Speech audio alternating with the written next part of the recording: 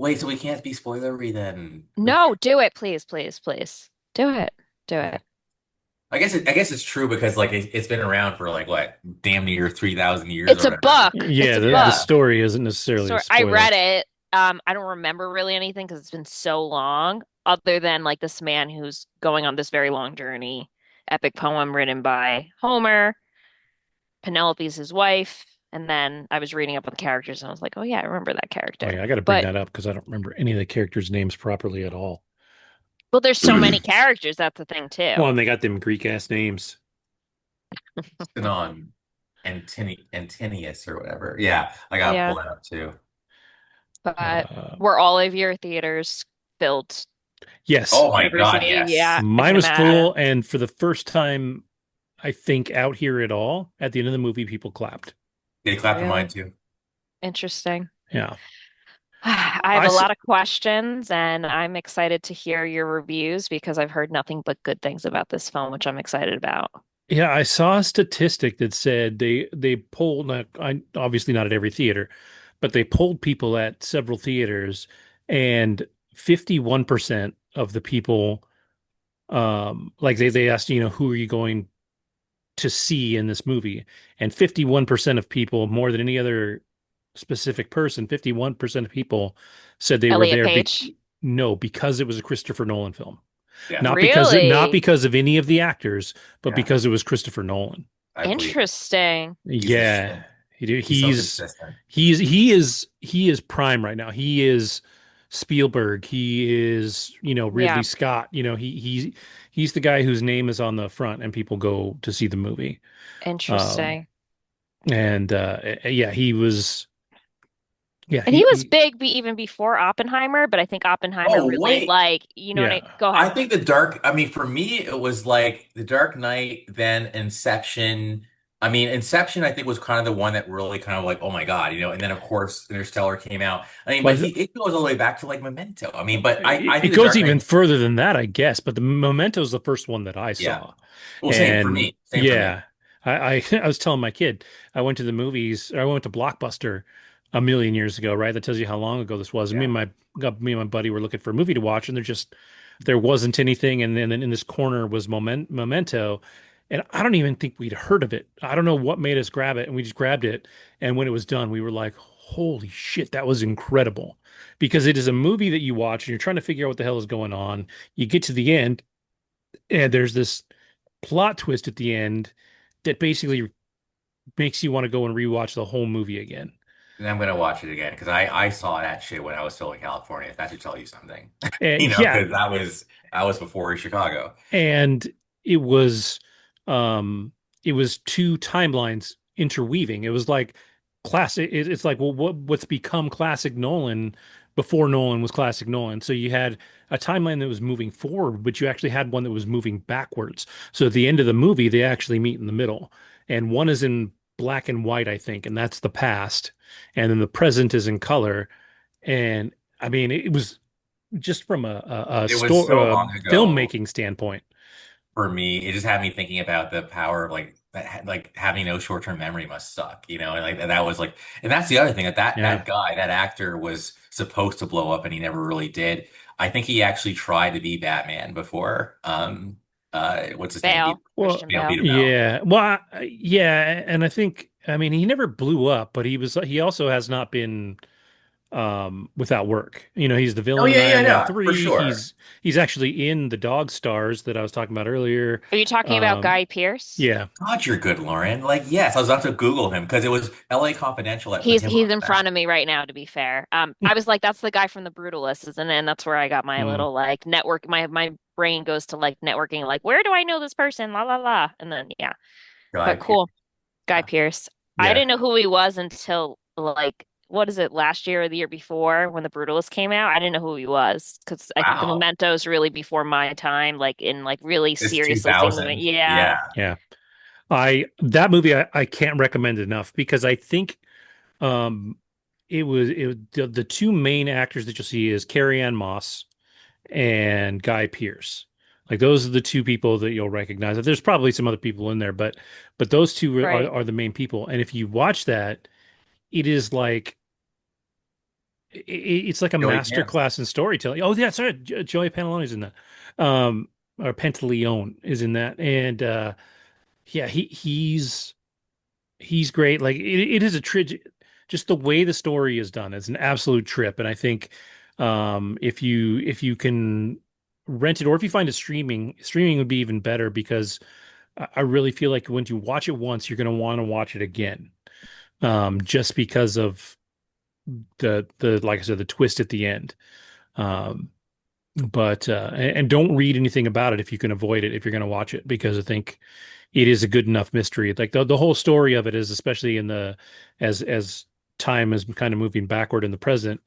This guy is trying to figure out who murdered his wife, but when she was killed, he got a head injury, and he has basically his memory resets every hour, 30 minutes, something like that, something really short. Okay. So he's got previous long-term memory, like he remembers a bunch of stuff from his life, but ever since the accident, he can only remember in small chunks of time. That reminds me of like of the Notebook, how she relives the day. Like she has her husband Noah come and read to her, but she doesn't remember who he is until the end of the day because he's reading the story of them.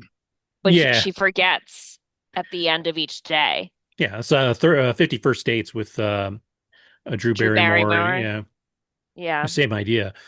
This one's an even tighter window though, because it like just It's snaps an on him. It just hour. yeah, Ugh. it is, and it's really interesting how he deals with that. So definitely a great one. Obviously, Interstellar, Inception, Yeah. the Dark Knight trilogy.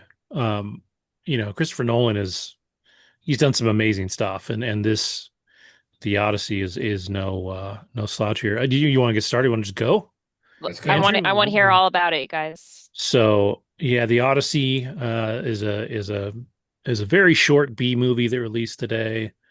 Probably nobody's going to see it. No, yeah, it's crazy. It was the busiest I have seen my movie theater. Leaving the parking lot was like leaving an athletic event. Like I could not get out of the parking lot. We went to the first showing today, which is Saturday. Um, and yeah, I mean, just from a viewer standpoint, it was crazy, just absolute madness. And I think it's wild to me that just Christopher Nolan's name was bringing that many people in. And then when you look at the cast is just wild. This thing was just nuts. But just as a quick like take, I mean, for me as the movie, I'm just gonna say it up front, was like an 8 out of 10 for me. I think as from a critical standpoint, it was long. It was almost 3 hours. Um, the first hour felt really slow, but I don't think the problem is I don't think you could go without it. Like there was no moment in the movie that was wasted. It's just a little slower in the front. The last hour for me was like a 10 out of 10. Like the last hour was just wild. Um, but overall, it's a great movie. I think Andrew, you and I discussed favorites for the year, and I think Obsession is still my favorite movie of the year. It's a little more um entertaining. Not that this movie isn't entertaining, but there's a certain like energy that Obsession brought that this one couldn't, because it's an epic, right? Like it's a big long story, and it doesn't have that same like high energy feel that Obsession had. But what's your take, Andrew? So 8 out of 10 for me as well. And one of our former or guests we've had in the past, shout out to Kim. I think she said it best. I think that from a production standpoint, it was a technical marvel. That Yes. to me is where the movie shines. Like you're watching the screen and you're like, how did they do that? And it looks so real. And I think a huge part of what makes Nolan such a celebrated director is he leans into the practical as much as Hmm. possible. So it gives the movies a certain gravity that a lot of movies don't have. And you feel like the action taking place is really taking place. And at some points, I was even fearing for like, man, filming that must have sucked, Yeah. especially like, being on the water with the boat. I mean, it's like, I'm sure it was a soundstage, but then again, I don't know. But either way, and even with all the stuff happening and the things dropping on the boat, I'm like, there's real peril here. And Yeah. so that to me is what I thought was amazing. I do think the film is gonna age very well because of that Yes, practical approach. for sure. And I'll be honest, like I think that I never thought of Matt Damon as like your big alpha, like leading guy, like what's his name? Maximus from Russell Like Crowe. Russell Crowe. Russell Crowe. Yeah. Yeah. I never thought of him in that light, but I will say he actually he sold me, dude. And he bulked up, but he Yeah, he sold was me jacked in this. as Odysseus. And I think the ensemble cast was great too. So um he, Saloni did say that yeah, in the beginning it was kind of boring. Like she said the pacing was a little off, and I would agree, but I would also say I concur, Kevin. I think that it was all probably necessary, and apparently because IMAX the filming process is so kind of tedious, they literally had to like yeah, the projectors can only play so long. Something like They 4 minutes. It's not very long. to record and then to even play in theaters. Like it can't be, they had to literally cut everything down just so it'd be like they could play it, and I think the Mhm. 70 millimeter or whatever. So there's probably a lot in the cutting room floor that we didn't see. But yeah, I'll just start with that. It was an 8 out of 10, but it was the technical piece that was really what put it over the top. But I do think from a narrative standpoint and from like a heart standpoint and a soul standpoint and from a story standpoint, yeah, there are better films, but that's not what we're here to like. Yeah, I'll just say that. So it was an 8 out of 10, and I don't take anything away from what Nolan achieved.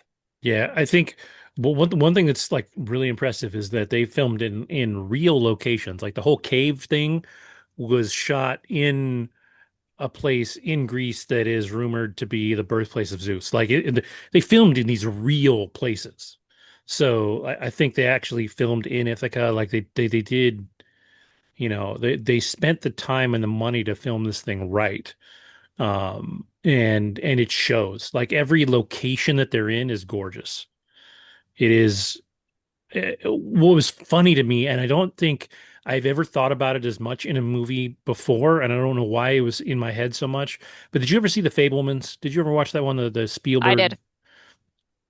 So the end of The Fablemans is the character getting his first shot, and he's talking to a famous director, and the famous director talks about the horizon and how when you watch a film, if you just shoot the horizon in the middle of the screen, it's boring, right? And so to build tension or to change the way a scene feels, you either put the horizon at the top of the screen to show more of the land, and so westerns were shot like that, where you got more of the land and all that, or you put it at the bottom of the screen so you get more sky. And depending on what kind of tension and mood you're trying to set, you put the horizon in different places. And I noticed the shift in this movie a lot. Like a lot of times um, it would be in the middle of the screen, but I felt like it was there in the scenes that were less interesting. And then when you were doing more interesting shots, they would move it to the top or the bottom of the screen. And I don't know why that stuck with me so much. And I think maybe it's because this is a more artsy film, right? Like if I'm going to watch, I don't know, Super Troopers 3, I'm not going to give a shit about the horizon line, right? I'm watching, a comedy, but the level of art in this film is critical to the story, and I think um, it definitely is almost a character, right? Like the set pieces, um, the way that I feel like I'm rambling, but the way that Zendaya played Athena, and then when you find out really at the end of the movie why is Zendaya playing Athena was incredible. Like that moment when we see that, we're talking spoilers, I guess, that she was just a person. She was a person that was there that he saw get killed because every time you see the statues of Athena, it's the statues we've always seen. It's a Greek woman, a white woman, and Zendaya's obviously not. And so in a great shot, they show during the Battle of Troy, she's just a citizen. She's somebody that is caught up in the middle of this whole mess that they behead at the same time that they behead a statue of Athena. And so all the movie before that, we see Athena with Odysseus, and it's Zendaya, and she's really just kind of chosen to take on that like what that a persona just to kind of hammer home the things that he's doing right and wrong. Hmm. And it's a really cool like idea behind her being in there. So we'll get into the additional story beats in a second, but I wanted to kind of double tap on the fact that the Odyssey was filmed across 6 countries, apparently. Morocco for ancient Troy, Greece, the Peloponnese, including Hmm. Voidocalia Beach for the Cyclops scene, Sicily and Italy for the Mediterranean sea voyages, Scotland for Circe's Island, which makes sense. That was a crazy Yeah. cool, and then Iceland for the underworld, and then Okay. finally the US for Universal Studios Hollywood. So yes, those ocean scenes were on a soundstage, but Were they that's really? still, that was some violent water, Yeah. and but I was just like this. I mean, doing that in the ocean would have been terrifying. So at least they use a soundstage for the ocean stuff. But man, where do I start? Well, I will say Himesh Patel, I like Yes. as an actor, Unbelievable. and he's shown some range because in the roles that I've seen him in, he's more of like a nerdy or ineffectual guy, and in this movie, he's like the number two to Odysseus, and he's like a warrior, and I just liked his intensity, so I love that. Hmm. I love the fact that Nolan is also so loyal to the people that he's worked with in the past. He keeps bringing them back, kind of like your boy, you know what I'm talking about from Netflix, who's now at Oh Amazon, yeah, Mike Flanagan. Mike Flanagan. Exactly. Yeah. That's awesome. So I'll shout it out. Like obviously Damon did good, Zendaya did good. Elliot Page, I think was great, honestly. I think what's hilarious is how Elliot and Lupita especially cause all this drama, Dude, and they were they're on in the screen for like movie for 5 minutes like each. Like for it two maybe. seconds. Yeah. Like they're not even like like that. Oh my God. Um, Agamemnon, the aura Oh firming, my the shit, aura. dude. I want that outfit. Dude, just every second that dude was on screen without dialogue Dude, for almost all of it, that dude straight up ate. Like when he walks in, like just strolls in that was to a Vader Troy moment, when they dude. open the gates, dude, epic. Like Yeah. but he also, I don't know, he also seemed like he was 10 foot taller or something. Anyway, I'm exaggerating, but anyway, No, but it felt like that. The actor's only 6'1". The I actor's know I Benny looked it Safdie. up. Yeah. Yeah, but he's just They that's definitely the like general. I was telling Yeah. my kids, I was like, it was like he was like in a suit of like an Iron Man suit almost. Like he was just so big. And the way that, yeah, and like you said, his costume, it was like a matte black suit of armor, right? So it wasn't shiny. It No, it was was like just Batman. Like it big, was like dude. ancient Batman or He something. Which, was, by dude. the way, and not to jump around, but I gotta say, yeah, because I don't want to be too spoiled, but that I think Matt Damon got his Batman on like in the end, like when they kind of get to the Yeah. I'm thinking, yeah, that was honestly one of my favorite uh fight scenes in a movie ever. Like that was okay. So I'm gonna jump around. Sorry, I'm just like, all right. Here's where I will kind of critique it. I think that the movie kind of reminded me of Game of Thrones. It kind of reminded me of Gladiator. So to me, it was like, we've seen this before, Yeah. and I was expecting to be like, have my mind blown, but instead it was like beyond like the visuals, all the other beats seem very like we've seen this. Like all the trickery, like those guys, like there's one guy in particular who was like part of the bandits who were gonna go chase down Telemachus, Tom Holland's character, and then they show up in like the little priesthood thing and he has the blood on his sleeve. Hmm. That guy, his face, I mean, he cast him really well. He's a punk ass. He just looked evil. But he just looked like one of those typical assassins you'd see in Game of Thrones, I don't Yeah. know. John Leguizamo. Okay, two more things, and I'll pass back to you. John Leguizamo, I actually loved his character. I Hmm. loved the loyalty there, and the dog, the Yeah. poor dog I that told you, was man, like, it's a story of a dog and his man. eh, The dog was like, I don't care. I'm going to wait until he comes home. And it was so touching and it was just so dope that that was like the moment that Telemachus is like, yeah, nah, you're my dad. Yeah. Like it was just Yeah. it was a great moment. All right, back to you, man.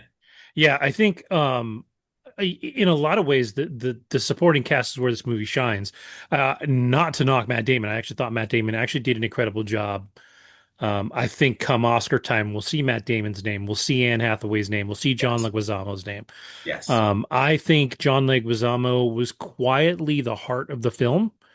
Like he wasn't a huge character, but um, he was the person that believed when nobody else did. He's the person that held on, supported Telemachus, understood kind of where Penelope was coming from. Like he's the guy, dude. He got it all.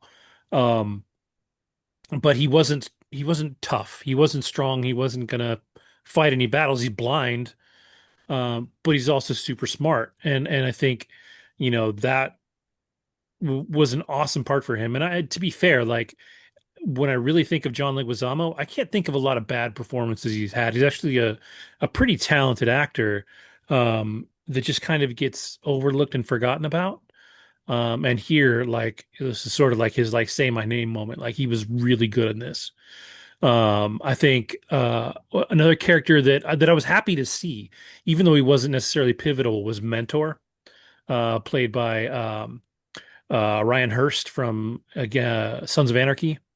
Okay. And the big tragic story for him right now in real life, he was cast as Kratos in the God of War TV series that Amazon was making, based on a huge video game series. People were really excited about this. I guess he hurt himself. I think maybe tore his bicep is what I saw. And Ouch. so rather than wait for the production, they decided they're going to replace him. Yes. Yeah. Yeah, so a big bummer because it was going to be multiple seasons, like it was going to be a thing for him. So I hope when they're making the show, like later on, they find a different role for him just to kind of honor what he did. But he was really good, even though his part wasn't big. Like you said, Himesh Patel was awesome. I thought Zendaya, without much dialogue, actually was very like her character brought a lot of emotion to the scenes that she was in, like I said, with very minimal dialogue. She served a purpose. Mm. Um, and the same kind of with Lupita Nyong'o. Her part wasn't big, as a character and what she means to the story. Yes, she's huge, but like her actual part in the movie wasn't that big. No, Like, it was small. but the parts that she had, she delivered really well. Like that whole bit at the table, Yeah. with Johnny Bernthal, who was also fucking great. Like, you go through the cast and it's a ton of people that were just really good and in the right place. And like I said, Agamemnon was this character that, dude, I mean, he could have been in any scene with no dialogue and you would have known that guy was the boss.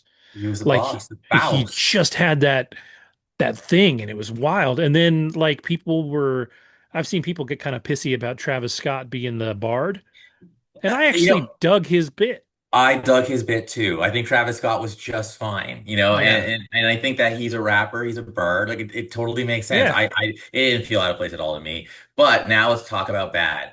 Robert Pattinson apparently, even though he's an INFP in real life, apparently is relishing playing bad guys. Yeah. And I like so apparently he's a bad guy in Dune as well. But yeah, his character absolutely like we were talking about bad guys who need to die, and I was like, yeah, you need to die, dude. Like Yeah. you absolutely need to die. And then really quick, the actor's name is Corey Hawkins, who was like his number two. Like he'll always be Dr. Dre to me because he was Dr. Dre in Straight Outta Compton. The next time I Yeah. saw him, he was also in King Kong Skull Island, being very random. But anyway, he was great too. Like he actually Yeah. was like, I wanted him dead too because he was gonna take out Tom.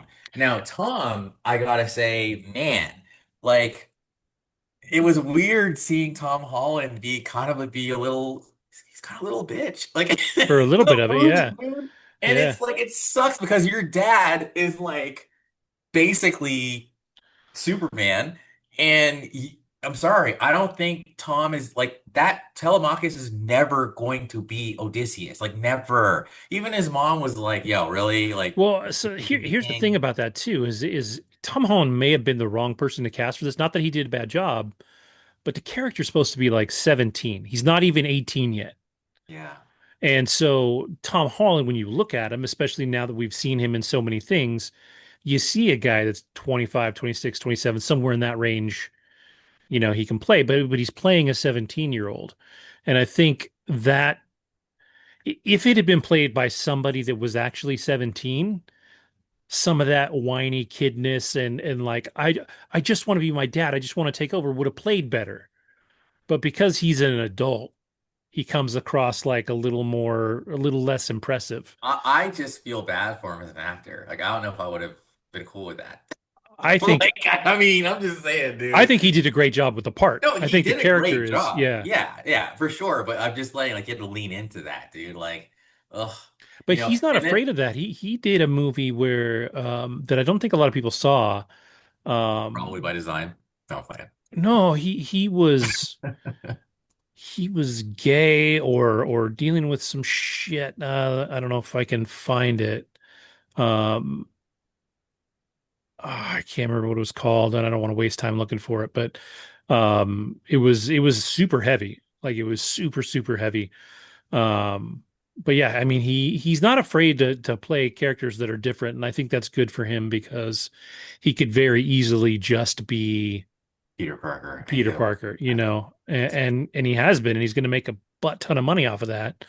Um, but With his co-star. yeah, I think Cherry, I Yeah. think is what it was called. I think it was a Netflix movie, but it was like super dark, and like he dealt with PTSD and all this stuff. But he can act. Like that's the thing about He Tom. He can can act. actually act. The other thing was when him and Robert Pattinson were going at it the whole time, like that's Spider-Man and Batman. They're like out there. Yeah. But it's like it's yeah, it's crazy. But nah, it's not a short movie. No. But it definitely delivers. I mean, again, it was a packed house, man. I saw it Friday at like 2 o'clock. And I was able to do that because that's 5 o'clock Eastern time. So Yeah. like I could go. And then frankly, it was the only time I could find two seats next to each other that weren't like bullshit, like pardon my French, like Front row. serpentine Yeah. like this. Yeah. It was like all Saturday was done. Like it was, I've never seen that. Like it's Did so you see it this in the IMAX? hell yeah. Yeah. Like, I refuse to see it. Yeah, I'm Yeah. sure that there were seats for like regular, but that's not Yeah. no. Yeah. This one, I think, especially, you have to see it on IMAX. Number one, because he shot it on IMAX. But number two, because it's such a visual Yeah, like feast, you need that whole screen because when you take IMAX and then you trim it down for the regular theaters, you cut out like I think it's 30% of the film, like of the visual of the film. You miss a bunch of the film, and so yeah, cutting it out is not the way to go. Definitely, IMAX is the way to watch it. How is that yeah. going to work once it comes to streaming? They'll Oh, put it in that format. They'll put it in the IMAX format. I love They'll that. So letterbox it. I hope he's not watching, but I actually got into a little because Kevin, you know how I can get down. So I got into a little bit of a Facebook war with a guy who makes movies, right? And like I don't care you make movies, like I can still have an opinion. And basically I'm like, I wish they would have Infinity War available in the IMAX format. I said this They do on before. Disney. No, I know, that's a point. Oh, okay. Andrew could fucking is a fucking future teller, whatever. So I said that shit back in 2018, 2019. And he's like, that's bullshit, man. It's just TV, whatever. He was like, that's never gonna happen, whatever. They did it, Yeah. because there is a visual difference Hmm. in that you just see more picture. Yep. So the fact that, but again, before they did it on Disney Plus with Infinity War and Endgame and a couple other movies, they weren't doing that. But I think that Yeah, people are getting more sophisticated now. I never understood the argument against doing it because growing up, we would get movies and you could either get the regular version where they cut the ends off so it fit your TV, Yeah, or you could get the letterboxed version, which right. means they had the black bars at the top and the Yes. bottom. So Yes. when you're doing the IMAX, it's the same idea. They're going to put bars, on the sides instead to make it fit your screen. We grew up with that. And like, I don't understand why there's an argument against it. Unless you're going to give me Yeah. an IMAX shaped TV at home or a Transformer TV that fucking changes sizes. Like, just make it fit my screen. Just make it fit and put the black bars on there. I think And the argument made was you're just asking for too much, Andrew. Calm down. And I'm like, no. I it's in think that format. Once you I digitize it, it's saw there. like when I mean I saw it the first and last times I saw Infinity War in the theater, it was IMAX. The second and third and fourth times it was regular. But I was just like I remember just sitting there again. You get it. Yeah. Like you're just sitting there, my jaw is just on the fucking ground because it's like, what You're am I part of watching it. right Yeah. now? Yeah. Well, the only argument there is those movies weren't shot in IMAX. They were formatted to IMAX, but they weren't shot on IMAX cameras.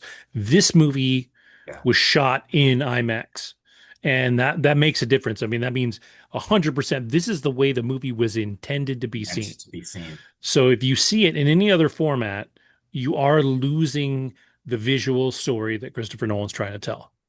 So you have to see it in IMAX. So many other movies, IMAX is a luxury, right? And they cut it different and they put it on the big screen and they're just putting it on a bigger screen. And they still drop the top and the bottom to make it fit. But this one is literally I got something for you. It's relevant. Can you guess the first? I moved to New York in 2009. Can you guess the first film I saw in IMAX in New York City? Lauren, you'll be able to appreciate this. It was the one up on 69th Street, or whatever. It's like the AMC up there by Lincoln Center. Okay, sure. Yeah, Lincoln Square AMC. Lincoln, 2009. yeah, Um, you want us to guess which film it yeah. was? Well, I'll tell you in a second anyway, but it's relevant. Was it Avatar? It's a good guess, but Is it no, Gladiator? definitely not because that would have been in Yeah. 2000. Well, yeah. That I was don't know like if it was like 2000. re-released. Mhm. What would you have You know what? seen? Actually, I'm lame. I'm sure I saw something. It wasn't it could have been the first film, but it was certain. I'll just tell you guys, I'm being lame. I'll never forget watching The Dark Knight Rises in Hmm. IMAX.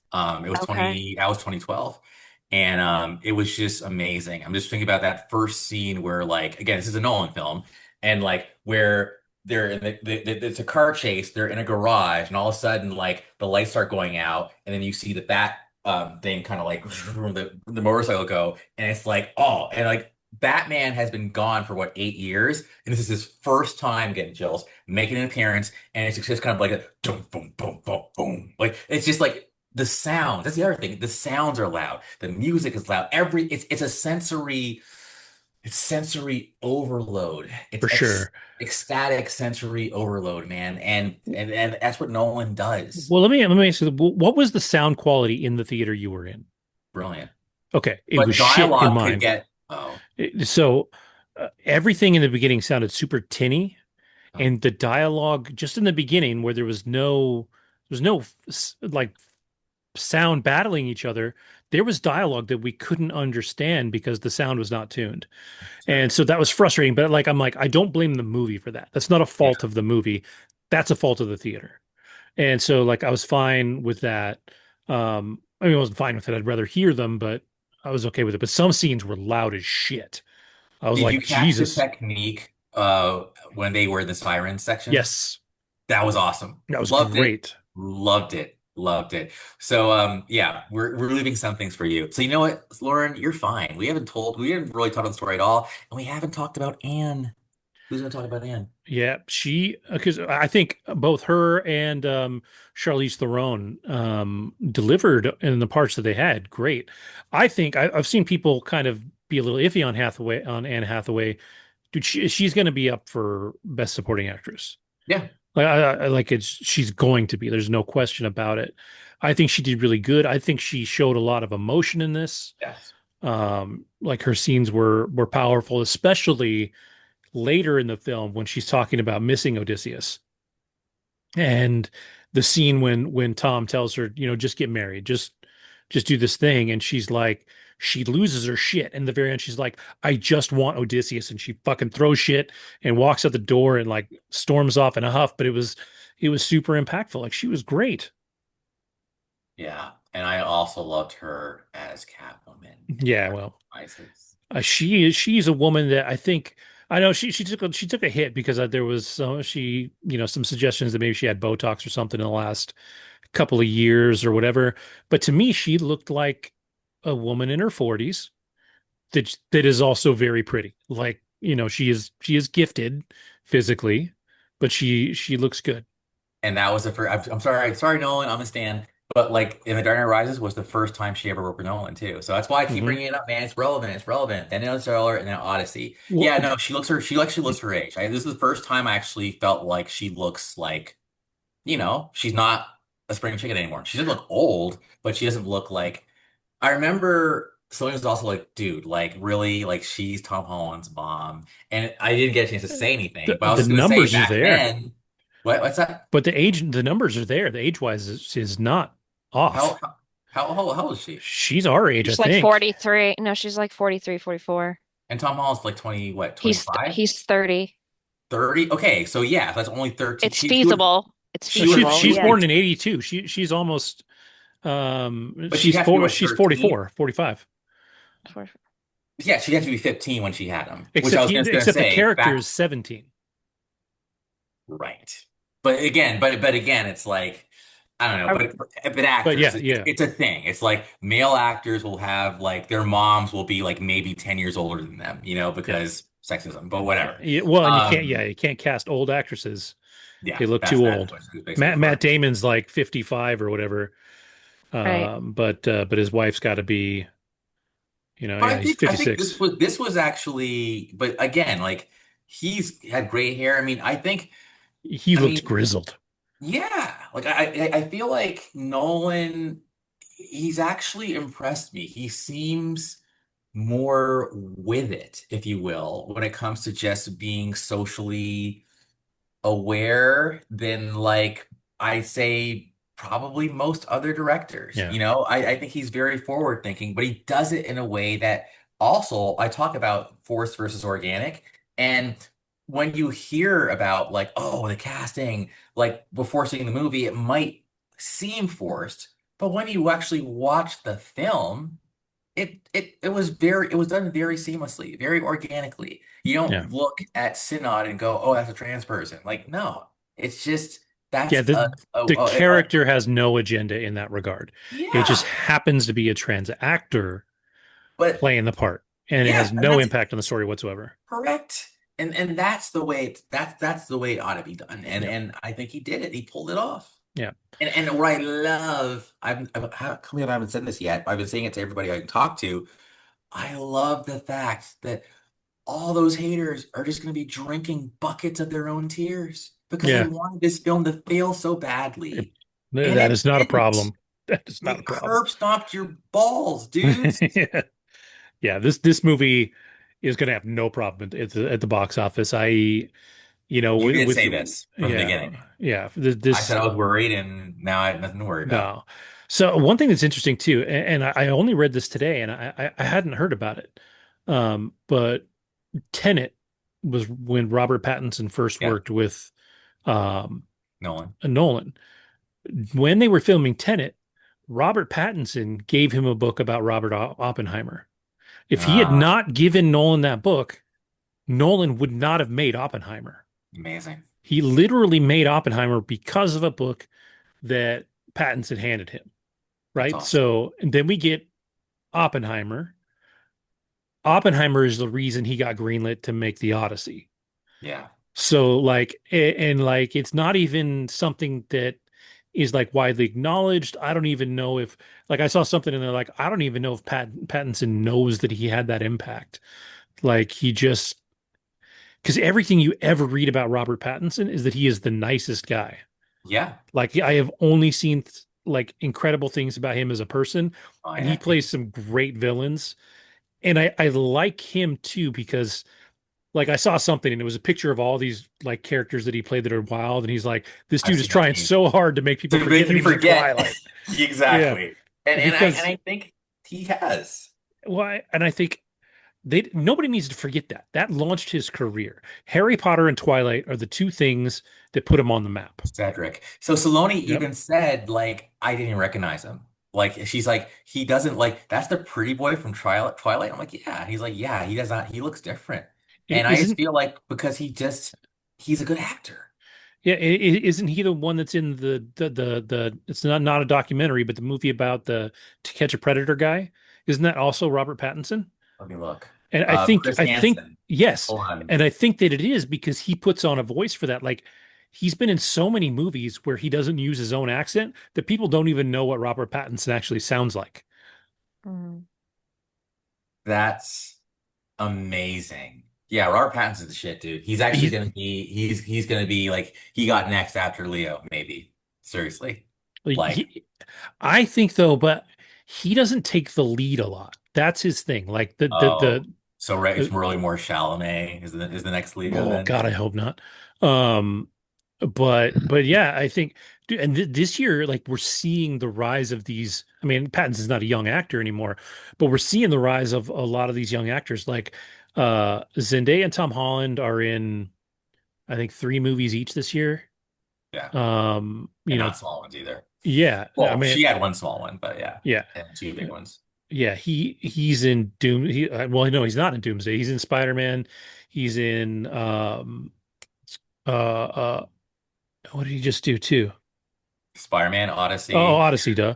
Yeah. You know, and she's in Odyssey, Spider-Man, and She was in Weird. the drama with Yeah. Robert yeah, with Pattinson, which I didn't Pattinson. see. Yeah. Yeah. And So then they've Pattinson's been in two Dune, movies like together, Pattinson and Dune and the drama. Wow, look at that. It's yeah. all Like They're all all these connecting. people and Yeah. I are love blowing up around each how other. all three, like in Odyssey, fucking sorry, I keep cursing. What's that guy's name again? Oh my God, John Bernthal. Bernthal, Pattinson, and Zendaya are both in Spider-Man and in the Odyssey together. The Yeah. three of them. Yeah. Like, And can anybody else get these roles? Like, can you spread the love? No, I'm playing. and Bernthal and Tom Holland go back to their first auditions. Like they've been buddies for a while. Like they Yeah. helped each other get some parts early on in their careers. And so like it's fun to see these guys, you know, have their moments together and kind of just grow up together and become these things that aren't necessarily together, but they're sort of in this group that's like they're not like a brat pack, right? But they're still sort of like a brat pack. Like they're coming up at the same time. While we watch some other actors like Matt Damon, you know, probably slowing down. You know, not performance wise, because this was probably the performance of his career. Like he was great in this. Yeah, he might Um, actually get but I it. think he'll make less and less movies. Because he was on a break. As a matter of fact, he said that he was going to take a break from acting because of his kids, unless Christopher Nolan called. It was the only caveat that he had with his wife, and Christopher Nolan called. And obviously, it worked out for him. Do you think anybody else could have been would have been better as Odysseus? I don't know about better. But I mean, other people could have done it. But I mean, dude, he did a great job. He did. Like he played the younger version of himself, where he was, you know, cocky and badass. He played the broken version of himself, and then he played, you know, the end of the story heroic version of himself, and all differently and all well. Like to my thing is that like watching this movie, there's not a bad performance in this film. Agreed. There's nobody that you look at and be like, and you think, I wish that had been someone else. He could have cast other people in a lot of different places, sure, but nobody did a bad job. Like you can't look at it and say they should have cast X, Y, and Z. So, I mean, overall, I just think it's a great movie. It'll be really interesting. Like I assume that the fall off between week 1 and 2 will be pretty big. Um, because I feel like everybody saw it this week. It's hard to go back to a 3 hour movie. You know, like that's probably the biggest killer for this movie is that it's long as shit. Um, but it's not going to have a monstrous fall off, but it won't perform the way something like Obsession did, where it just kind of kept going at the same level for weeks and weeks and weeks. This one will fall If off. not rising. Like it was going Yeah. all over the Yeah, place. yeah. This you know, this I Yeah. will probably be hot next weekend. And then Spider-Man comes out and the, you know, different audiences, different, you know, but and my guess is this alone the IMAX though for a month maybe. Um But yeah, I think it'll cool off, but The not to the last point where thing, it'll be like bad. the last thing I'll say though is I left the theater and I did say, man, that was kind of sausagey. Like, I think Anne Hathaway was pretty much the only like woman character Charlize playing the Theron, whole movie. I mean, yeah, sure. I mean, but again, like, but but that's it. it's very dudeish, you know. So I Yeah, do wonder because like, I will say the woman behind, but right next to me, and this is the difference between me and just other humans. Again, I was in the back row by myself, no one around. That's when I was texting during Supergirl, right? No, she's right next to me with her boyfriend on her phone the entire fucking movie because she was clearly disengaged because it's just like men, men, men, men, men. Okay, not romantic comedy, you know? yeah, So I will say that's the one like kind of warning or caveat because I think Kim also was kind of like yeah. Well, she wasn't yeah, she feeling that. does not pass the Bechdel test by any stretch of the Yeah, imagination. But to be fair, the story wasn't written that way either. correct. This, And I was comparing this to Troy because Troy was the other movie by Wolfgang Peterson back in 2004 with Brad Pitt and what's his name? I never remember his name, the Hulk guy, Eric Bana, and then Orlando Bloom. They're the mhm. three like hunky guys. Orlando's Paris, Orlando's Hector, and of course Brad is Achilles. Great film. However, I did do some Gemini like sleuthing and understanding.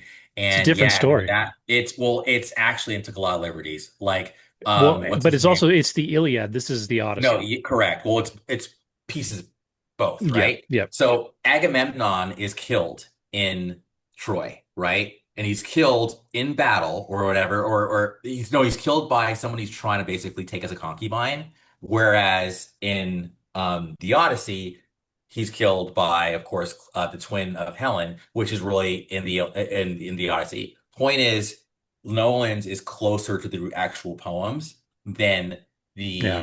the than Troy. And then also I asked it, so the Iliad and the Odyssey are two different poems. Are they the only two things by Homer? And it answered yes. However, as far as the whole narrative of the universe, no. There's other books that are lost to time, but they're referred to like by other writers in antiquity. So there's like the Cypria, it's a prequel, and it talks I've heard about of that the one. judgment of Paris, the kidnapping of Helen, and the first 9 years of the war. That's in the movie Troy. Then the Iliad, which is the core war story ending with Hector's funeral. Then there's the Aethiopis, the Little Iliad, and Elopersis, the Norsoi. Then the Odyssey, which is the return. Then the Telegony, and then the Telegony, the ultimate epilogue follows Odysseus' later life and his accidental death at the hands of Telegonus, his secret son with the witch Circe. So this is like, and I even refer to this as like the first MCU. Yeah, yeah. No shit, right? Well, that's another one we didn't talk about was Circe, Yeah, played by Samantha Morton, who is always awesome. That scene was like because Christopher Nolan has said he's very interested in his next film maybe being a horror film. cool. And if you watch that scene, It's a horror film. that's you're like, oh, this is what this dude could do. Because a lot of those effects were practical again, which is wild to me. She turned dudes into pigs and they used practical effects to do it. Like how do you do that? That's insane. Like some of it there's some CGI thrown in there, I'm sure. But for the most part, it was practical and incredibly done. Like it was like body horror, like creepy And shit. and it's all tied together. When I was watching both the giants who were like kicking ass on that island, and then of course the Cyclops, I was like, Attack on Titan can be done in live action. Mhm. It can totally be done in live I did action. when the And Cyclops was there. I leaned over to my son. I was like, "That's a Titan." that's a that's a Titan, dude. And I was just that whole Cyclops stuff was like, it's well done, man. And Well that was a done. puppet, dude. That Yeah. was a puppet. That's what's wild. Like I know they touched it up, Yes, because if you visually. see the puppet, like there's gaps in the arms and stuff. It's not perfect, so they definitely touched it up. But it's crazy. Like they built this thing and they used it to make the movie. It's just wild. Like the stuff they did, and then the dudes in the suits of armor, Yeah. like the big huge guys, Yeah. they were actually big huge guys. Like they cast people that fit into that fucking armor. Like they were So, big guys. It's yeah. crazy. As a production, 10. Yeah, 10 out of 10. absolutely incredible. I think my youngest didn't enjoy it as much. Like he was like, this is too long. Or He's yeah. like, I wish it had been a series. And a part of me was like, yeah, make it a miniseries, make it four, five, 6 episodes. You could maybe tell a little more of the story. But again, it's based on a poem. It's not the longest poem ever written, right? Like we're not talking about a novel here that they turn into a thing. It's they put a lot of time and effort into making this thing into a movie, but it could have been a series. I could see it done, but it wouldn't have had the IMAX touch. It wouldn't have Now, had did the they Christopher Nolan have touch. the three? Because I remember there being like it was segmented into like three, four parts. Is that shown in the film?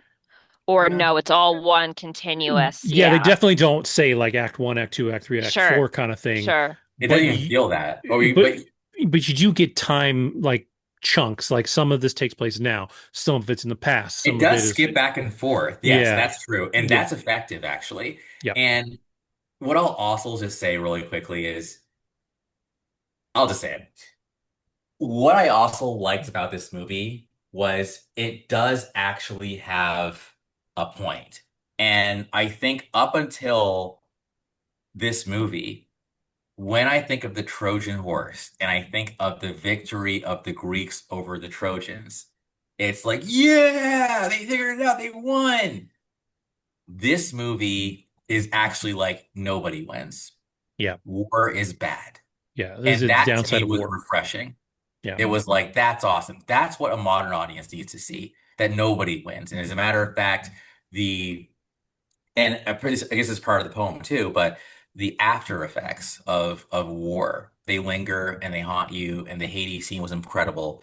So Yes. yeah, that's all I forgot. I mean, yeah, war sucks. This is not it, and it just goes because in the beginning of the movie you're like, yeah, Yeah. but then like at the end you're like, but we're really like, are we really the good guys? Like Yeah. these are like innocent people, like just who just happen to live in the wrong place at the wrong time in the wrong city. Yeah. So Yeah. yeah, That was a really cool scene because it really flips the whole thing kind of on its ear, right there at the end. And I think it was really impactful. I think they did a great job with that bit.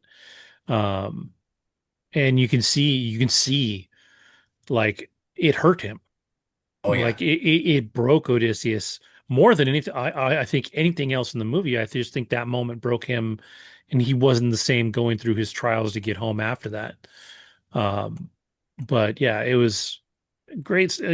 Great storytelling. It's just a long movie. Like that's the downside of the movie is that it's a long movie. If there was a way to compact it a little bit, it probably would have benefited from it. But at the same time, like looking at it.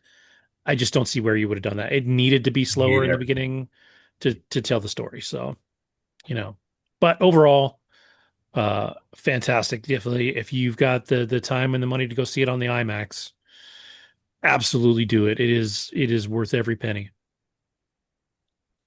So and that's like all I've even got for the week. I haven't, I've watched some stuff here and there, but nothing worth talking about yet. But Lauren, who is very patiently listen to us prattle on about this little film that might do okay. You went a different route this weekend, and you watched The Invite. I did. I went this evening to see The Invite, which came out at the end of June, but it's Oh, still really? in theaters. Yeah, I thought it just came out. Yeah. Uh, but it's another film directed by Olivia Wilde. I know maybe 3, 4 years ago, Don't Worry, Darling came out, and that Hmm. was definitely a popular film. And I can't recall if that came out during the summer, but that was definitely something that when it came out, a lot of people were talking about it. And I think the same holds true with this film, but in a different way. Just it explores the dynamic of relationships, modern relationships, and in many cases, the ugly truth that comes along with relationships over time, especially when you're married to someone for a few decades, etc. So this film only has well, has four characters. You have Olivia Wilde, who plays Angela, and you have Seth Rogen, who plays, I believe his name is Joe in the film, but they are a married couple. They've been married for at least, you'd figure, 10, 15, 20 years or so, and they live in an apartment, beautiful apartment, and they invite their upstairs neighbors who are fairly new to the building, and their neighbors are a couple played by Ed Norton and Penelope Cruz. And you don't really know much about their dynamic, but they do arrive. And initially, Olivia Wilde is just very intrigued by this couple because she could tell like they are very different than her and her husband. The beginning of the film, a quote from Oscar Wilde comes up, and I'm going to read it here. One should always be in love. That is the reason one should never marry, which is Oh, interesting. wow. It's Yeah. it, it's an interesting way to start, right? As they're introducing Olivia Wilde and Seth Rogen's character, you can tell they have a very contentious relationship and something that has boiled over the years, but is continuously being swept on the under the rug, and they even come out and say we're miserable. But yet they have this couple who lives above them, fairly new to the building, and they hear them having sex quite frequently. It's loud, etc. If you see the previews, you think this is more or less a swingers movie, but I'm not going to give it away in that sense because I actually do want both of you to see it. But Hmm. you learn a lot about modern relationships, dating.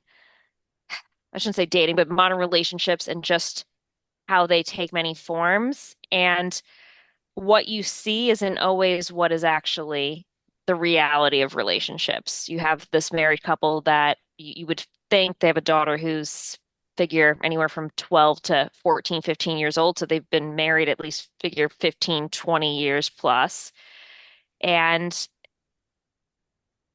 there's a lot that happens over time, whether you have a child, especially I feel like if you have children, that changes your life, that changes the dynamic. Jobs, death of family members. There's a lot of factors that can play into relationships, and they're not always, one line. You're going to have ebbs and flows. You're going to have challenges that are thrown your way. And this film really does explore and question,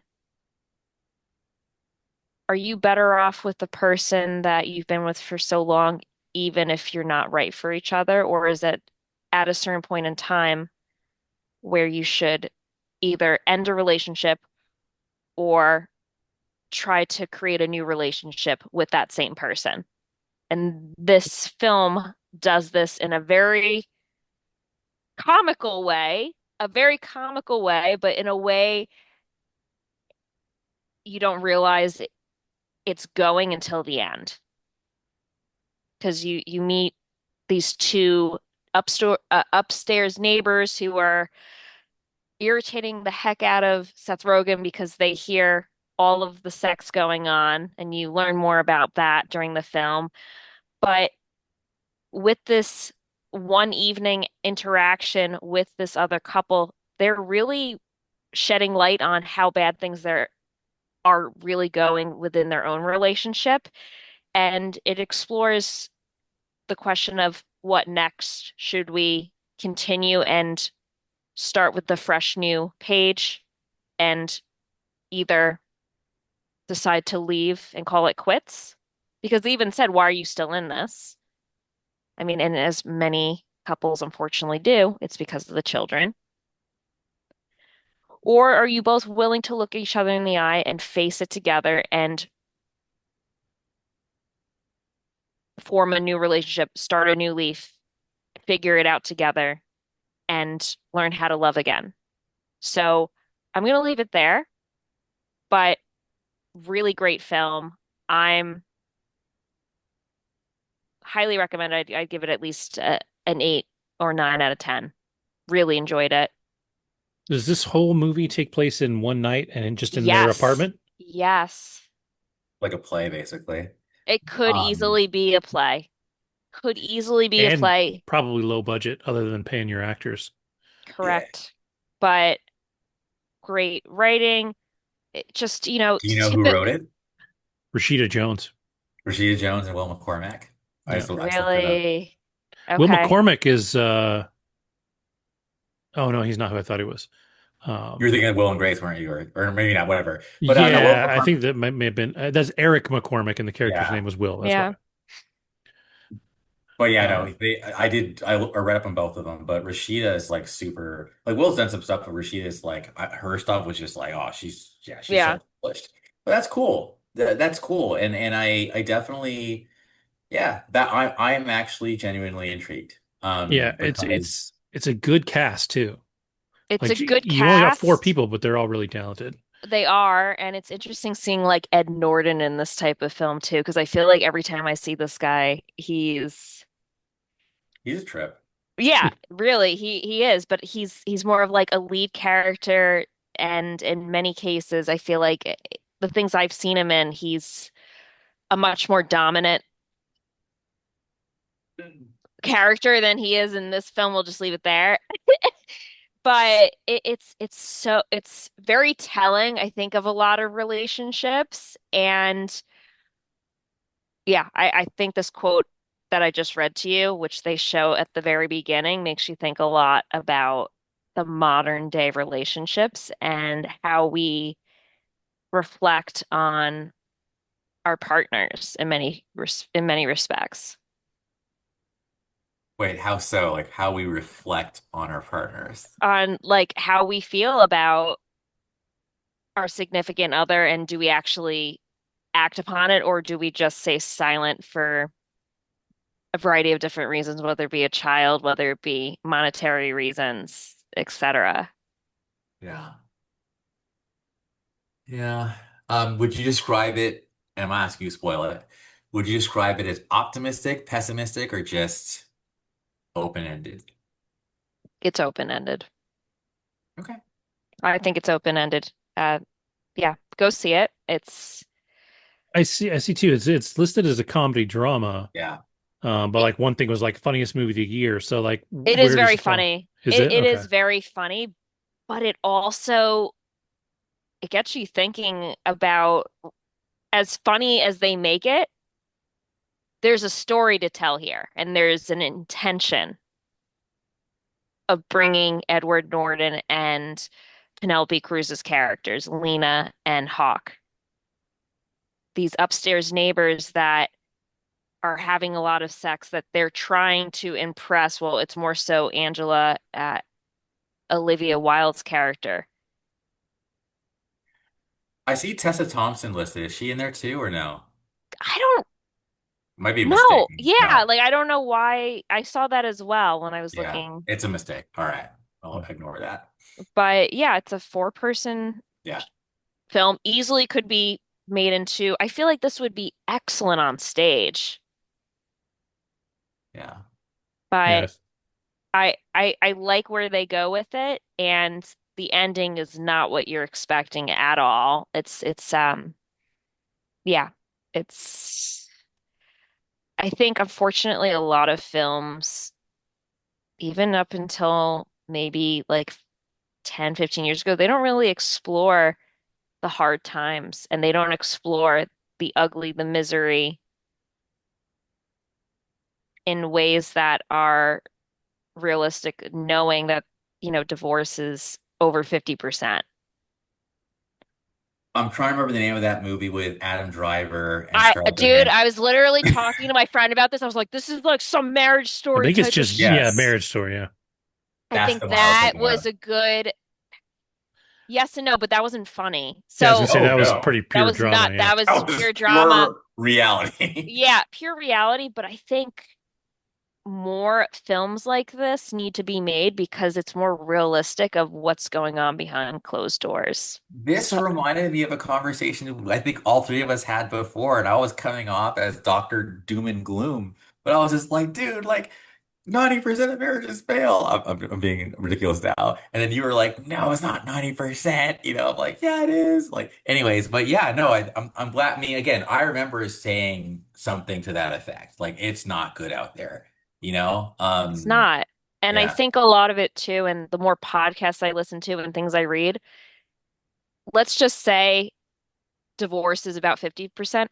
How about that 40%? Are they happy? Or exactly. other, you know what I mean? Like that 40, 50, whatever it is, 55%. I don't think so. And I Well, mom I think the number went up over time because we lived in an era where people didn't get divorced. didn't. Yeah, it was like Right. it wasn't Taboo. hmm just like that it was harder to do. It was like saying it's a sin is kind of the wrong thing, but like it was just Taboo. people looked at it bad. So you powered through, you got through it, whether you were happy or Right. not. hmm And like you achieve the high score as you kick the bucket, right? Like you're like, I did it, and like, and now we live, people are like, yeah, maybe you should worry about your fucking mental health. Like if Right. you are in a bad situation or a situation that Get out of it. doesn't fill you up inside, it Doesn't fill your should be cup. okay to, yeah, it should be okay to, mutually, uncouple, right? Totally. And so I think it's more acceptable now than it ever was. And that's why that percentage is higher, I think, more than anything else. 100%. And I think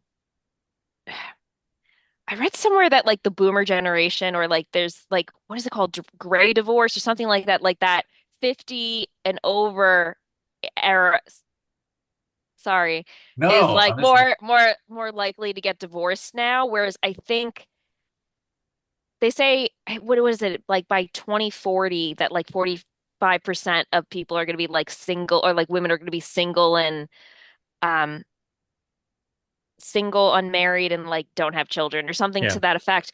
But people, I think, are not only are they becoming more educated, women are becoming more money conscious, number one. So we don't need, sorry, y'all, if we can afford to live. live independently without a man, Mhm. fuck no, I'm not going to settle for some schmuck who just says you need to bring more to the table now than just a paycheck. I'm sorry. This is not the 1980s, 90s. You have to bring more to the table. And I think this is why we will see in the next couple of decades less marriages, but more successful marriages and less divorces. I think it's going to go hand in hand because people are going to be much more strategic, women in particular, with who they decide to couple up with. Yeah. And I think that's the thing too, is that we've seen a rise in people that are comfortable being childless because that is also like has always historically been like, okay, when are Yep. you going to have a kid? And now people are like, cool, well, you know what? I don't want to do that. So why would I bring a kid into the world and do a crappy job parenting them because I don't want to have a kid? Or If I you can do don't it want to have on a my kid, own because I don't want someone to bring me down and have to have two yeah. kids and then a third kid with a man who acts like a third child. Or an Elon Musk who's out there just throwing babies out like they're, going out of style, but doesn't actually, interact Participate in with, their yeah. life. Yeah. Like, so, it's not like that whole family aspect is going to change a little bit over the next bit of time. And I think, yeah, I think people that meet each other. I think Seth Rogen actually, funny enough, is one of them. I think in real life, he He said is. he has no intention of having kids. People are like, well, why wouldn't you? And he's like, because I don't want to. Right. The It's dink lifestyle is yeah. becoming more popular. It's for me. It's like when I talk about drinking, I've never drank. I've never been drunk, and people are always like, but like why? And I was like, because I didn't want to. I was like, it wasn't like it's not like I saw like my best friend, drink and get into an accident or some shit. Like I don't have a reason. I don't like the taste of alcohol. And then everybody's like, well, if you just drink enough, you get used to it. And I'm like, yeah, cool, but I don't need to. I was like, I've been around enough people that do drink to see that one way or another, not necessarily always bad, but one way or another, drinking changes who you are in that moment, right? Like your personality becomes different. And so for me, I was like, I kind of just, I like being me and knowing who I am and having control of that. And if I drink, I don't know, maybe I'd be an asshole drunk. Maybe I'd be a violent drunk. I don't know. So like to know that I'm always just going to be me was always a comfort to me too. And so it's like, but people are like that with kids. They're like, why don't you just have one? Why don't you know just have a kid? I'm like, yeah, why don't you do the same thing that completely changes your life that you're not sold on doing? That you there's no backing out of. Like once you have a kid, yeah, you can do adoption or whatever, but it's fucking hard. And there's like a huge guilt trip that goes with that. Like if you don't want to have a kid, don't have a kid. I mean, it's just that simple. Right. We're overpopulated as is. This planet is fucking on shaky ground. So, like, yeah, don't have a kid if you don't want a kid. That's totally fine. But enough politics. Uh, but yeah, yeah, it sounds like a good movie. And like I said, I do like everybody in it. I think It's a good cast. yeah, I think Olivia Wilde. She's been doing pretty good with the movies. I have seen a few things of her. You know, on the more personal side, that I kind of am not 100% sure if I'm the biggest Olivia Wilde fan, but Yeah. she, We were talking about that too on the way home. We're like, she's had a rough couple years, yeah. but But yeah, like you said, Don't Worry, Darling. I enjoyed the hell out of that movie. That I was thought that good. movie was really good. that was a Um, real interesting ending too. So, yeah. and for very different reasons than this, but I think the movies she's directing are creating conversations Mhm. like these, and that's gonna give her more momentum to continue doing that. Yeah. Yeah, I think, and I've heard buzz about it, and the Rotten Tomato scores are really good. It's like 96%, 91%. Solid. Yeah, so Go it's see it. definitely it's not hurting. So, but cool. I don't have anything else. Andrew, do you have anything else? Well, I know that you actually did catch up on X-Men 97. Yes, So that is you're all true. caught up, right? I am all caught up. So Yeah. far for me, season one was better. Okay. I like season one better. This one's not bad by any stretch, but season one was definitely um, better for me. But I'm excited to watch the rest of it. Good. Yeah, I like it. Again, I don't know, even this most recent episode that came out this week, with that kind of like what I liked was Morph in particular, being able to go into Spider-Man, to go into Deadpool, to go into all these different characters. I like the fact that people actually died. Like that's Hmm. crazy to me. Like how many, I think it's actually at the highest body count of like any of the shows. This particular episode made you like Wolverine. I thought it was funny when Morph turned into Cyclops because that was just his way of getting like bad mutated Wolverine to come out. And I forgot just how powerful. Oh my God, who's the Soviet guy? Omega Red.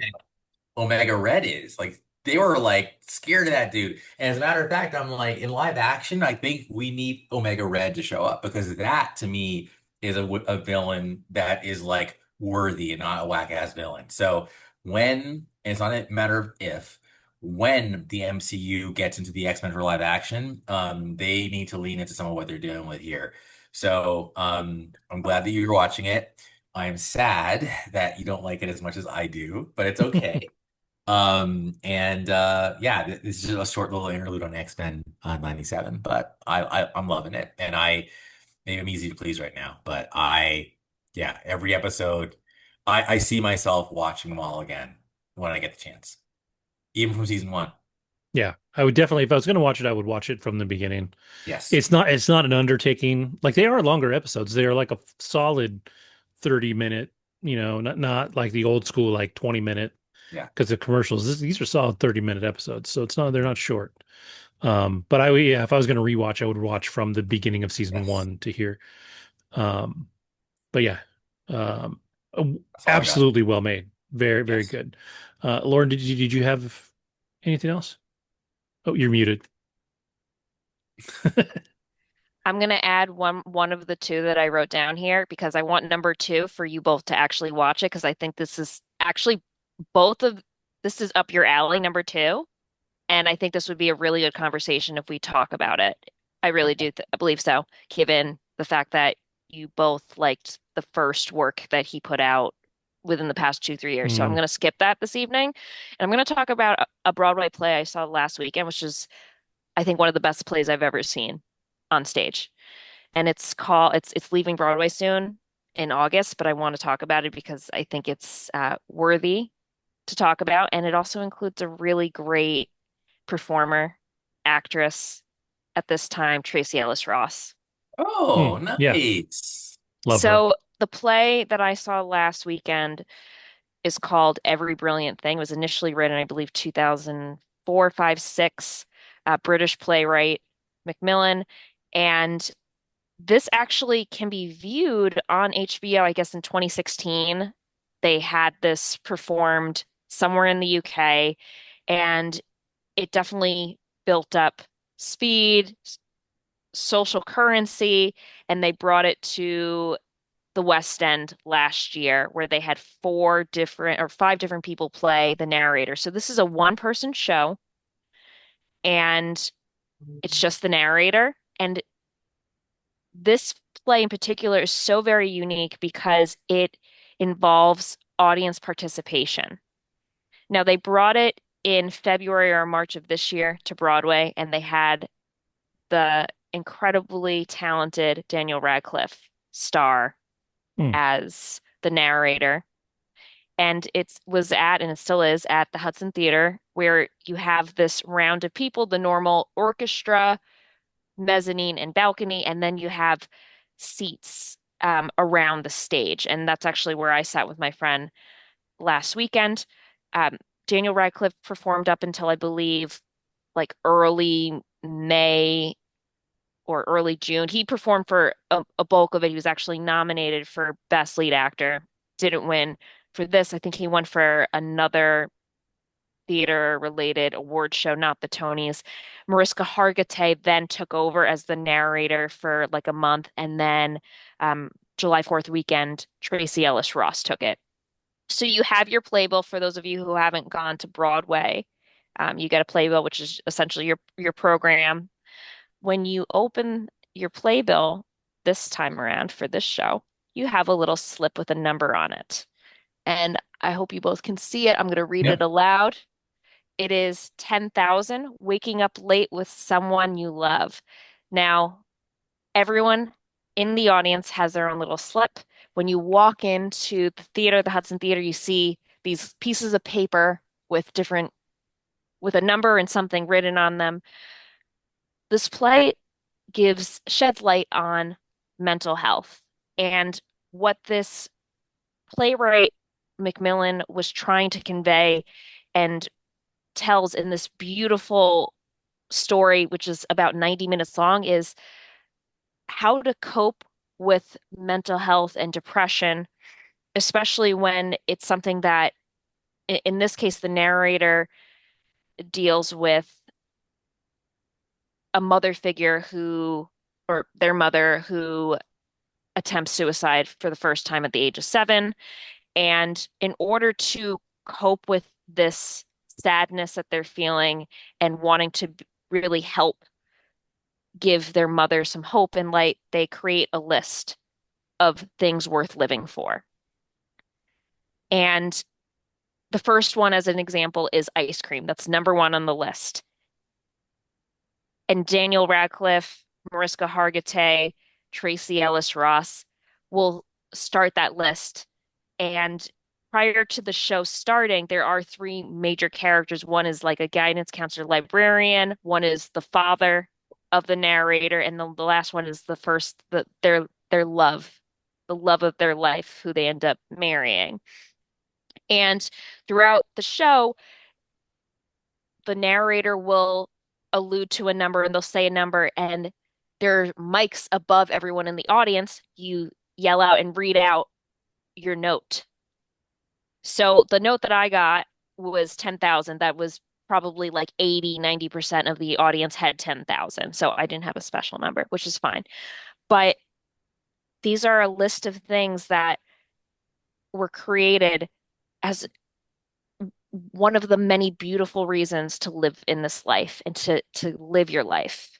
So I think in general, and you see this narrator talk about depression and talk about just learning about this journey that they're going through with their mother who is really struggling and attempts suicide more than once during this play, and how at different ages he or she, depending on who plays the narrator, because that's a beautiful thing about this role, can be played by anyone, and how the list evolves over time till eventually you get to a million, because there are so many different reasons to live this in this world.